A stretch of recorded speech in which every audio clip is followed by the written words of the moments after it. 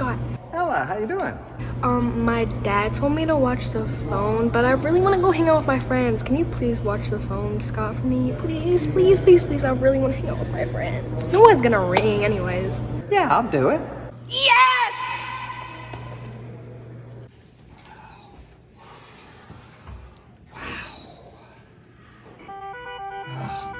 Of course. Oh, hello, Nate Moore. Yeah. Oh, Coach Lombardo. Yes. Yeah, I guess we would like to play you next year. A few concessions. All right. Play in your backyard at your home? All right. You want your mom and dad to be the ref? Fine. We can only have 9 players. That seems fair. Spot 14? What about 10? No, 14 points. All right, if we got to make this decision now, I think I have that authority. Sounds good. No, you got me. This really isn't Nate Moore. It was the answering the questions, wasn't it? My name? Coach Dan Studer.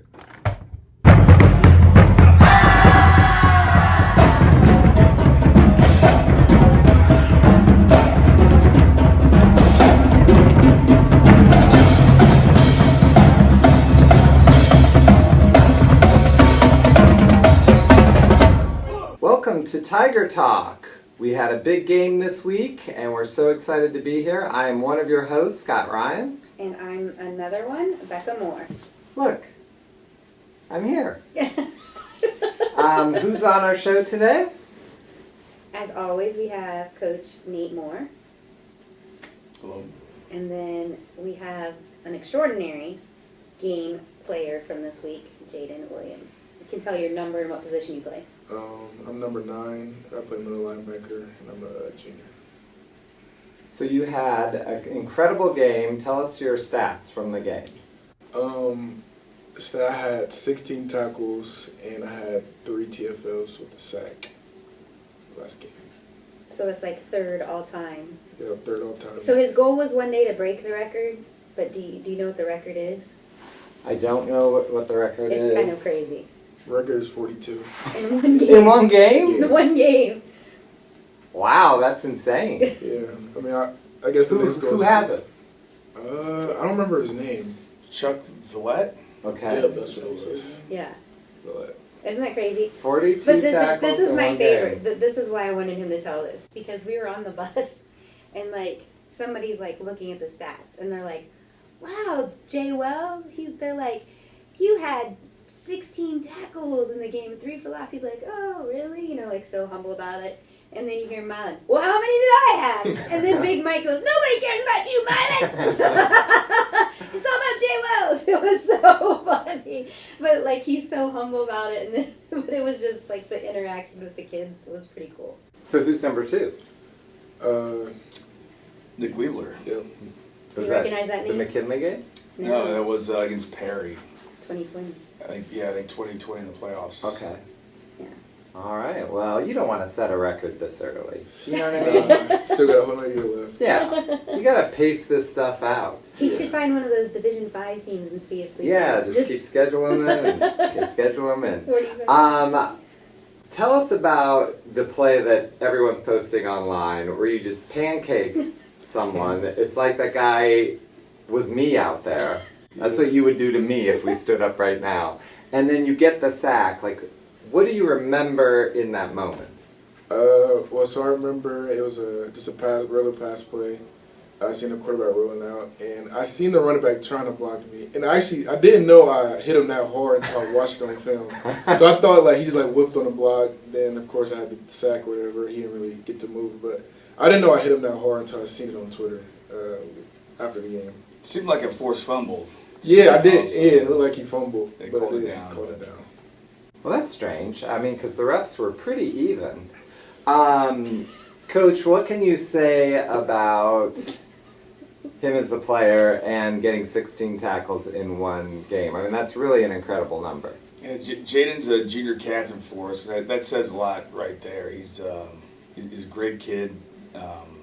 Checks every box that you're looking for in a player and in a captain, and he works really hard at it. Is really developed. He's been a really good player coming through, but he hasn't just sat on being talented. He really had a great off season. Worked really hard in the weight room, and I thought clearly that last week was his best game, as varsity football is different. Things move at a different speed. He was also playing more Sam linebacker for us last year, and it really seemed like this week he really you hit a point where the game starts to slow down for you. People talk about that, where you're not having to think about things as much as you're being able to go out and react and really play a lot faster. And he's turning into the middle linebacker that we all thought he would be. Yeah, it was really impressive, but I actually thought the whole defense was incredible. And I know you can't really compare games, but just looking at it from a season, to me as a fan in the stands, there's something different about the defense. Did they gel this week, or was it just the matchup? What do you think it was that was different? Because I felt it, and did you feel it? Yeah, I mean, I think part of it is we've got a lot of young guys and first-year starters playing, and especially in our front seven. And so, anytime you play a sophomore, there's a lot of negatives with that.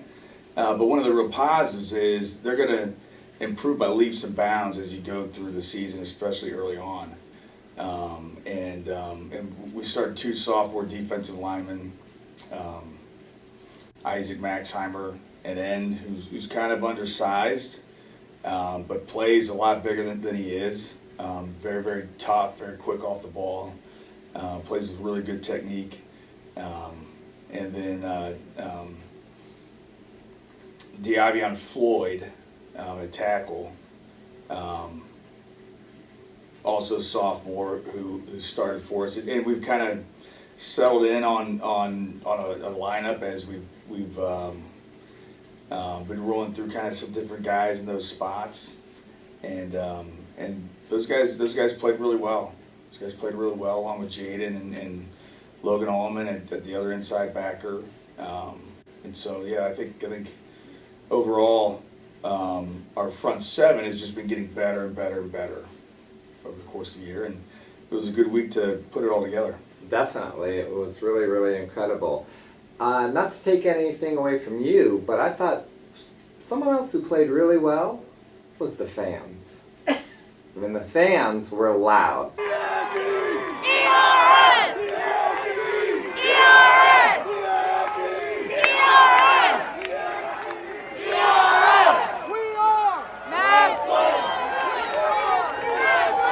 To me, that is a Massillon crowd.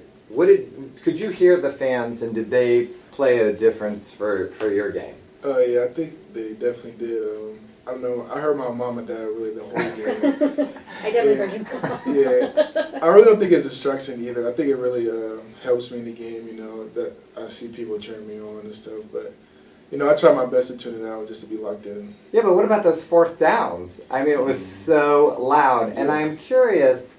Like, we're supposed to be loud for the offense so they can't hear the count, but what does it do to the defense when it's that loud? It doesn't affect you at all, or it does? I feel like it gives them a little more energy. We know how big the plays would be, especially on those 4th down stops. I feel like the fans definitely played a role in that. Then I know we had a couple. I think we had, was it 3 or? Yeah, at least 3 big 4th down stops. Yeah. And everyone was on their feet. Now, again, not to make it all about me, although I think it should be. Yeah. I was sitting here, so that's Tiger Talk. There was 1 people, and then there was the Black Swarm podcast, and we were all together, and they stand up and cheer. I always stand up and cheer every play, me and my son.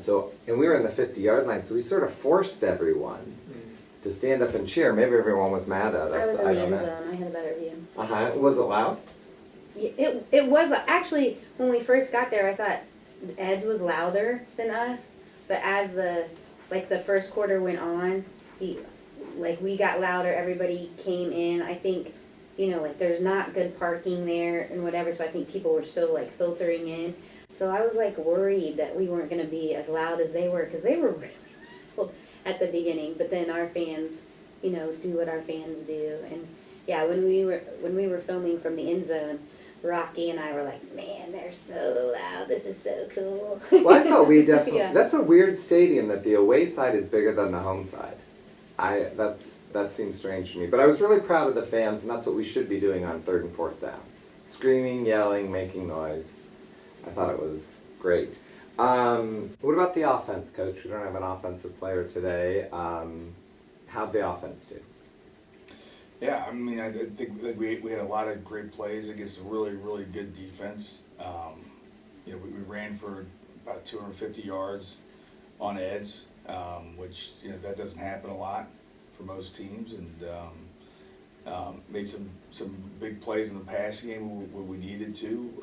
Our touchdown to end the first half ended up being a huge score in the game. And then, the touchdown at the end to win it, by Massillon Lennox. So, proud of him. When Mylon was being interviewed, they were interviewing him and Jameer Gamble, and that's how he introduced himself. Mylon said, we're thunder and lightning, and the guy goes, well, he's lightning. He goes, oh yeah, definitely. Mookie. He said, he's lightning, I'm just the thunder. So I thought that was like funny. It was nice to see them do that, because that's one of the things that I really like that we do switch out. You even brought in Xavier for a play, and this year I feel like the other teams are not doing that. Not that we care what they do, but they seem to just use one back. I like that we can spell our other people.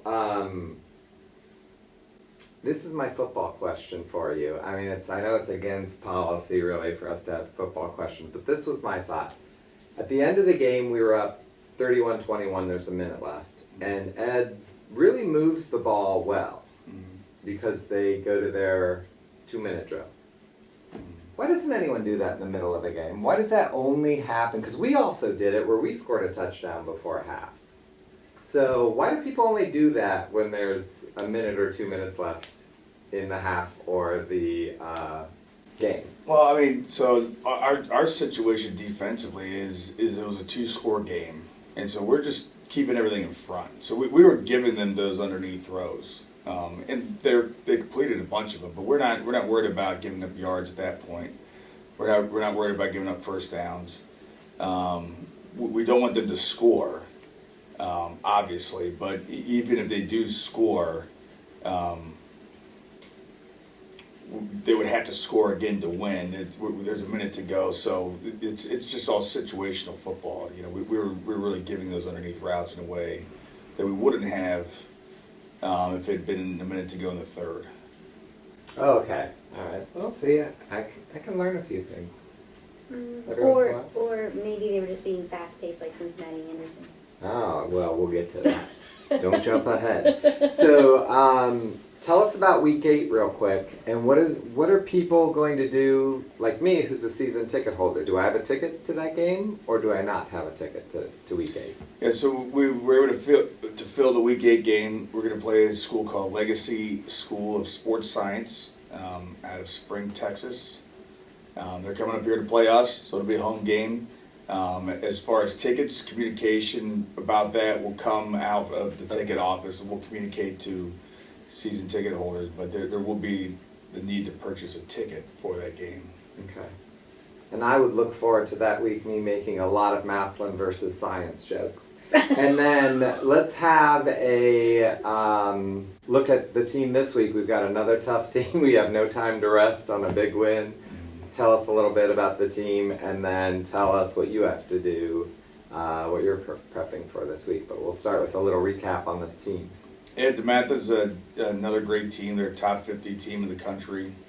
They're 2-1 right now. They lost to Archbishop Spalding to start the year, who's in most people's top 15, and another really, really good team.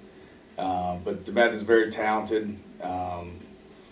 Multiple Division I Power 5 players all over the field. They have a great quarterback who's really the centerpiece of their offense, a Marshall commit. He can throw it and run, a lot of design quarterback runs. That's really going to be the key for us, is to stop him, especially in the run game. And then defensively, there's talent all over the field again. They're good at all three levels of the defense. Two best players are probably their two inside backers. One's going to Ohio, one's going to Virginia Tech. So very, very talented team. And so we're going to need that 12th man. You know, we need Section 14 to stand up and cheer loud. And everyone in Section 14 loves when I do it. So what do you have to do? What are you looking for? A little bit what Coach Moore was saying. The quarterback is definitely at the heart of the offense. A lot of quarterback design runs. He's very athletic from what we see on the film. And I know they got a receiver that's going to Penn State, I believe. So we know defense got a key in, like always. I feel like we really show up in big games like this, and we'll see on Friday. You should do that thing where you just knock someone down and then sack the quarterback. Yeah, try that. Get another one of those. Yeah, I mean, I liked it. I think it was. It didn't look hard. It was easy. Yeah, it was easy. Do that 17 times, she'll be in number 2. Got it. Run that play. 18, because the Oh, he's record is got 17. it. Yeah, So you you got gotta to beat do the record. 18. Yeah. I think he can only do it 17, so save that, I Yeah. guess. I think I got all my my things. Did you have anything else? No. Alrighty, so now's when we move to our game. I guess in some ways we've got a little disadvantage because you have to do this on your own. We're going to play, is it Coach More or is it Co-host More? And while you discuss with yourself, I play Punt or No Punt. Right? So Becca, what are our 2 facts? Okay, so our 2 facts are, obviously, is one of us is from Dayton, Ohio, and one of us is from Cincinnati, Ohio. So it's up for you to say which one is from Cincinnati, which one is from Dayton. And while you do that, I will let people know about our sister team, Cincinnati Anderson. Last week, they punted for the first time all year, and I finally found out how. My son set us on max prep. They put every play. So it was the beginning of the game. The other team went 3 and out and punted, and it went all the way back to the 20-yard line, and Cincinnati Anderson went 3 and out. I don't think they moved it at all, so they were at the 20. And that's when they kicked it last week for 41 They were yards. at the 20 with us and didn't punt. I actually think you're right. I really think they didn't punt I when they were on the 20. I'm They went serious. for it. I have to go So watch maybe the he video. did learn something. So that was the one punt. It was the first series of the game, which is even crazier. This week they won 41-0. I don't remember who they played. No punts! We're back on track. That's how you do it in Cincinnati Anderson. Not a punt. So we're back in, and we're going to no punt for the rest of the season. That's what I'm looking If for. we end up playing them, are you going to interview the coach, try to do a Zoom-in interview I- and ask him about punt? Are you Don't gonna jinx punt? us. That's all I want in the world. I Because just I can't want to imagine. understand this. I'm not making fun of them. I'm literally interested. Okay, so the answer, which one is from Cincinnati? Right now it's 3-1, 4-1, something like that. I'm sure it says on the screen. Tell me, who is who? I'm going to tell you something. I don't know. All right. I actually don't know. I strongly believe Coach Moore's from Cincinnati. Then Becca's from Dayton. That's correct. There we go. But he did attend the University of Dayton. Yeah. Nice. Yeah. I wasn't sure. I went to the University of Cincinnati. He went to the University of Dayton. Oh, you did a little flip-flop. Did a little flip-flop. Interesting. So I'm pretty sure it's either 4-1 or 5-1, but it doesn't matter. It's up on the screen. We're getting It's crushed. 4-1. We're getting killed. Yeah, we are getting It's crushed by the 50-50. team. I mean, it's not. I know, but they could be wrong 50-50. It's like the stupid dice that we thing. That was 50-50 too. They always came up on me. Okay, so as always, thanks for everyone. That's it. That's it. TIG. ERS. Love it. Great win for the Tigers, and a little Tiger talk between us here, giving them as you Tiger said. Talk. I like that. That's their Facebook show with Becca Moore and Scott Ryan. Yeah, okay. I'm here with the fan of Tiger Talk. Now, what were you just telling me? I love your show. I love you. What'd you think of the game? Oh my God, it was phenomenal. We won in their house. They can't say nothing. Go Tigers! And are there any other hosts of Tiger Talk besides Scott Ryan, Section 14? Do you know of any? No, I don't think so. No, none. That's it. That's all we needed.